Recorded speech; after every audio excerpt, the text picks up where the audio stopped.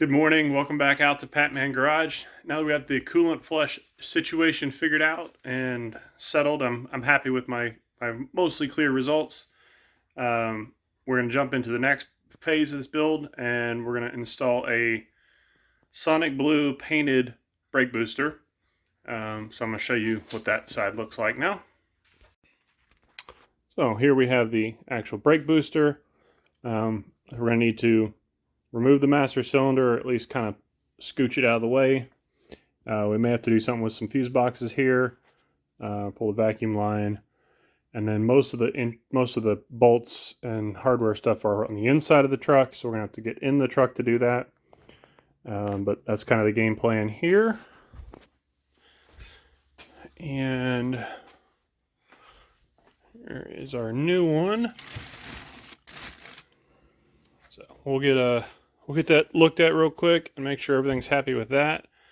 And like I said, we're gonna install that in. So depending on what we end up getting done here, we do have one more part that is on order, and it just depends on if it actually is going to show up in time or not. So I may start with just disassembling and then wait from there, because the booster isn't really going to be in the way, but it certainly wouldn't hurt to leave it out for a couple days until we know for sure if we're going to get our last install piece or not. So for now, we're going to take this thing apart and see how that process looks. So I'm going to work on getting the truck off of the blocks, or at least mostly off the blocks, so we can get the truck a little bit lower so we're less likely to damage the fenders or paint. And yeah, we're going to jump into this. So if you were really paying attention when I did my walk around on this truck, you'll notice that like the factory hood hinge is chromed, the spare tire removal tool is chromed, the tool radiator brackets are chromed here and here. The hood hinges are chromed.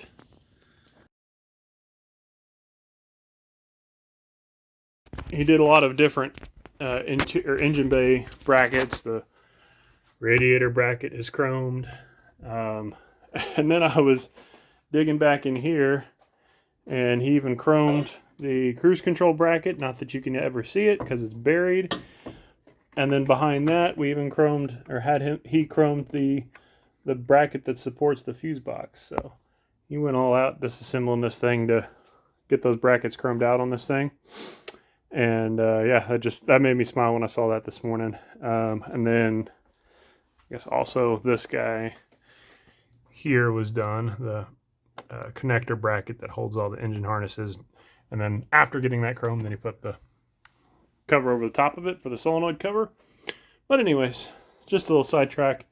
I did get the airbox removed, and now we're going to work on pulling the master cylinder out, or back, or loosen, or whatever you want to call it. And we'll see how time permits after that. Alright, so I got the brake master cylinder slid out of the booster here, and so I pulled the two 14mm nuts off there. When I pulled my vacuum line off there, still was holding vacuum, so this booster's still in good shape.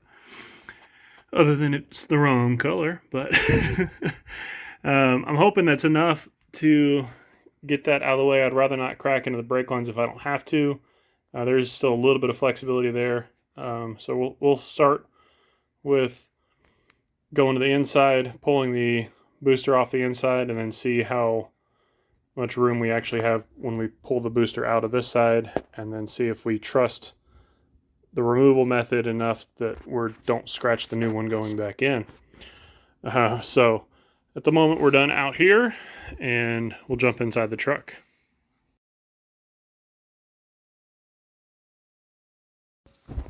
Okay, jumping inside the truck now.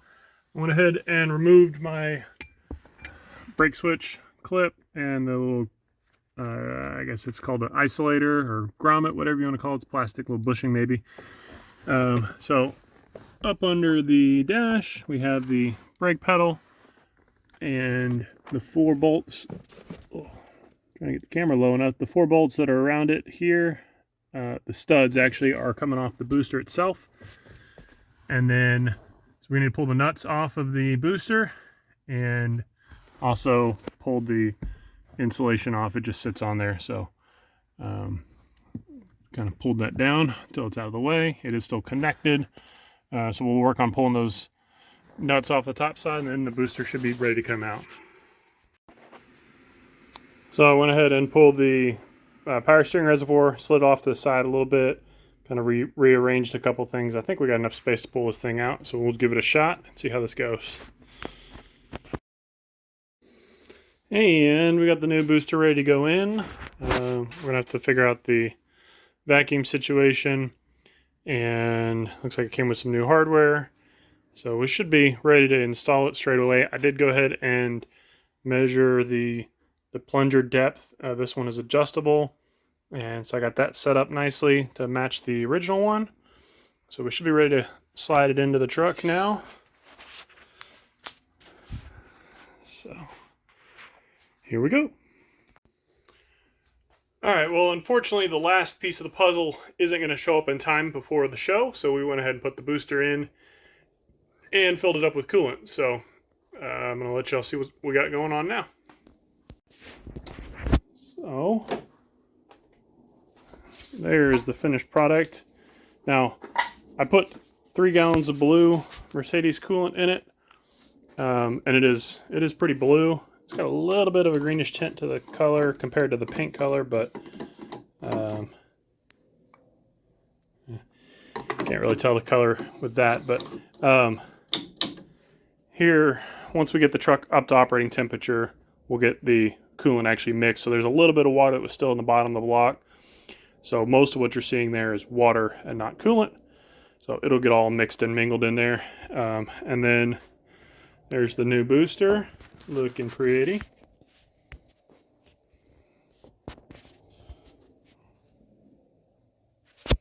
So got the intake put back in it, got all the things plugged back in.